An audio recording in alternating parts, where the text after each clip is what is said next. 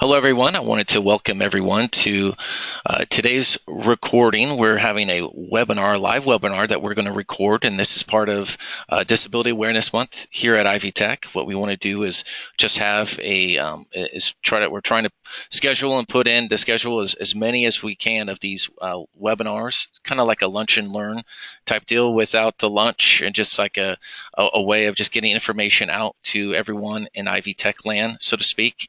We want to record these. We're going to put these up on the Ivy Tech's official YouTube channel. We actually have a welcome recording that we made, those of us that have been part of this committee of putting together Disability Awareness Month. I am joined today by Cheryl Locke, and Cheryl is the Associate Director of DSS in Kokomo, which also is part of Logansport, Rochester, and Peru campuses. So I will hand it off to Cheryl, and she's going to give the presentation for today. Good afternoon, everyone. My topic today is Microsoft Word documents and accessibility. Are the documents that you prepare for your classes accessible to all students? And if you are not thinking of students who might have low vision, no vision, or might be colorblind, you might have a different answer if you have answered yes. My goals today are to raise awareness of document features that need checked for access issues, how to fix issues that are identified as inaccessible, and show how to find the inaccessible features in Microsoft Word documents. So visuals. Students diagnosed as low vision, legally blind, or blind cannot see images, pictures, or graphs on a Word document. Many of these students are using screen reading software, and if the image is not identified with alt text, the image is not going to be accessible to these students. It's important to be accessible, especially if the image is part of the learning task. You need to add alt text or screen tips. For students who are blind, you need to add voiceover captioning to some of the embedded videos that are used on Word documents. Students diagnosed with hearing impairments or deafness, the embedded videos need to have captioning. For students who are colorblind, color-coded information provided as a means to convey important information is not accessible at all. Students diagnosed with low vision, blind, or colorblind miss out on meanings of color-coded information. For example, bus route maps. Many of them are showing blue line, yellow line, green line with red, green, yellow, blue markings on the map of a city, and yet somebody who is colorblind is not going to be able to see those colors as they are intended. They will see usually a black white or not see the line at all. For low vision and blind, they definitely cannot see the color coding or the information in print. For these types of situations, you need to make sure you are adding alt text to the color-coded information. If it's something that you are using to identify a status such as pass or fail, you should add shapes to the collars so that students are able to access the information. So how do you check a Microsoft Word document for accessibility? There are a couple of ways. You can add the accessibility checker tool to your quick access toolbar by going to File, Options, Quick Access Toolbar, choose Commands Not in the Ribbon, and then add Accessibility Checker. Or in the Tell Me What You Want to Do search box, you can type Accessibility Checker. Once you've done that in the Tell Me What You Want to Do, the document gets automatically checked. In fixing your visual and hyperlink access issues, you want to add alt text to images. Alt text is found by formatting the picture and choosing the Layout and Properties tools. Alt text should provide a meaningful description if it is being used for evaluation activities. So here's a quick demonstration.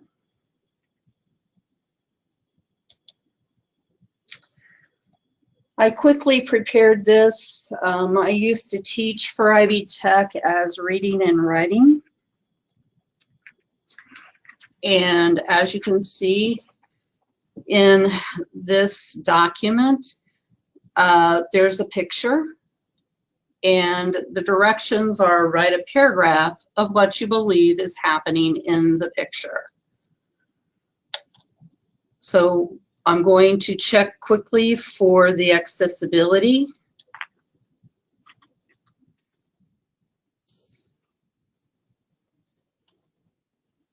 And you'll see that accessibility checker popped up. Okay, on the right-hand side of the screen, you should be seeing inspection results. It's missing alt text in the picture. So sometimes down in here you get information on how to fix something. I'm going to right-click and it says Insert Caption.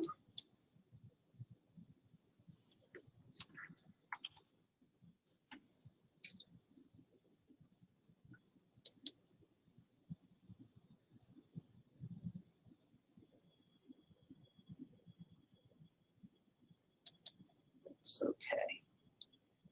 The little layout option.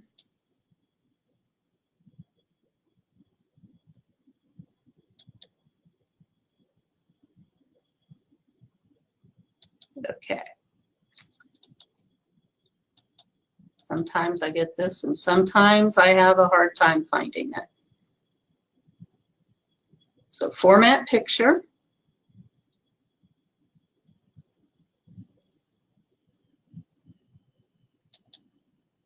Layout and Properties. Alt Text. The title of the picture is Classroom Setting with 6 Students.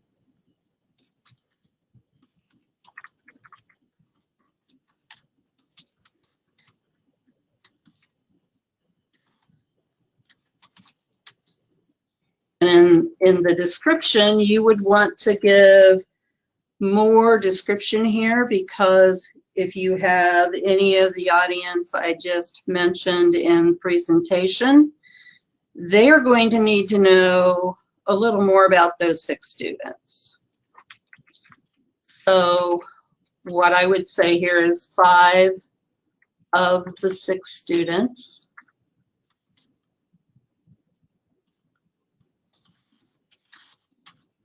sitting in the back of the room are socializing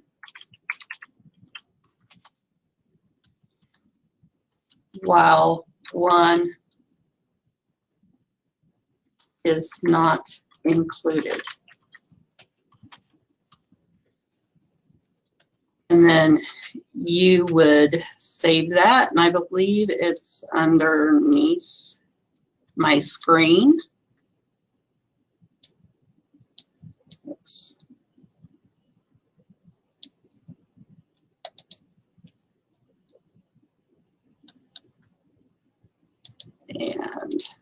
Should be able to save down here at the bottom.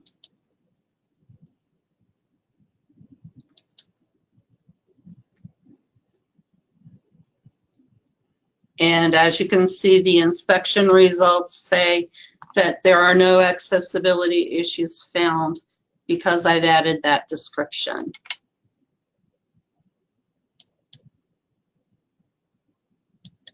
You save your document, and now you're ready to share with your students. Are there any questions?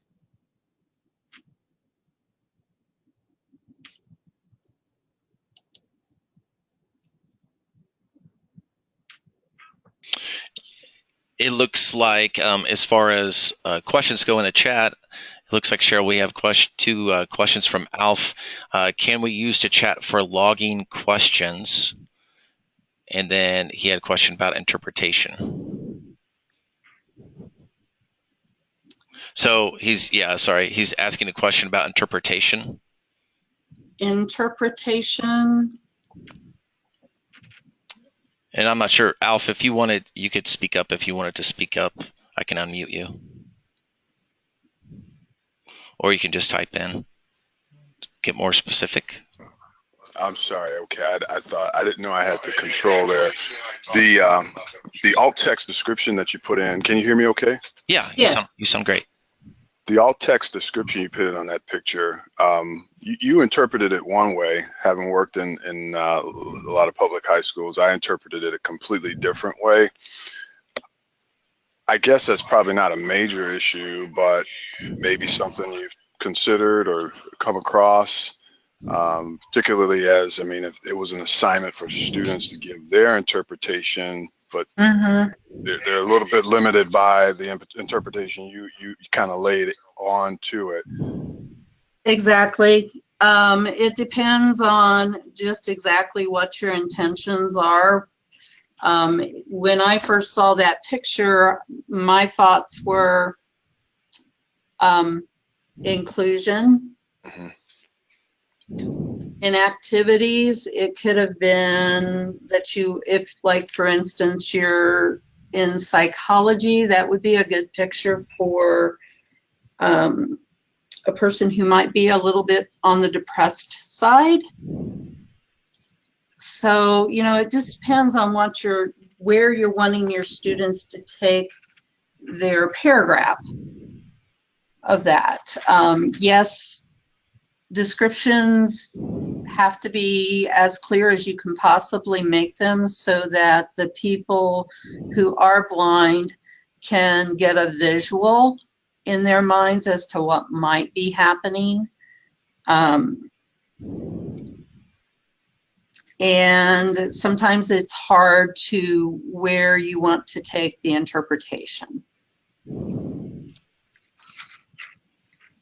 The other opportunity you might have would be to come up with an alternative assignment for a student.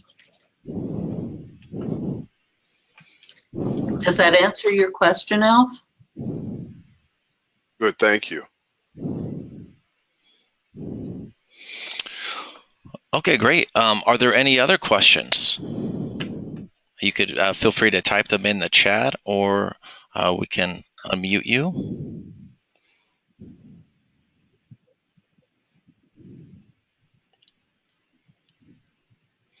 And what I can do here in the meantime is, let me go ahead and make myself the presenter. I have the schedule that I can show you of upcoming webinars.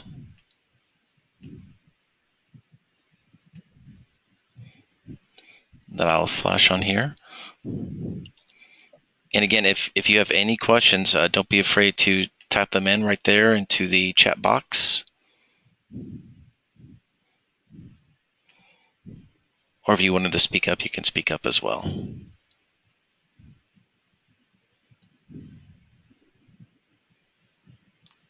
Okay. And Cheryl, I'm sorry, did you have anything else to add? I do not. There is a company called Level Access, and they did a more thorough presentation on Word documents. they get into making graphs and tables, which they say if you can avoid putting a table in your Word document, it's better. But those are pieces of some Word documents that make accessibility a little more tougher to create. Some of the tips that you can find are on WebAIM and in Microsoft Word.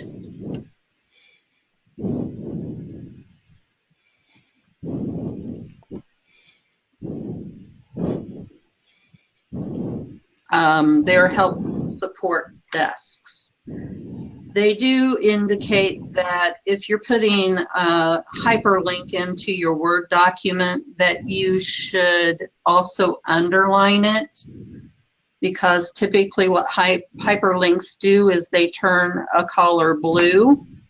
And if you indicate, oh, just click on the hyperlink in blue and it will take you to that website. Well, color blindness causes a problem there. Students with color blindness in the green, I believe is green and blue areas, cannot see that color. So it just looks black to them. If you underline it, then they have a better chance of identifying where you're talking about the hyperlink is.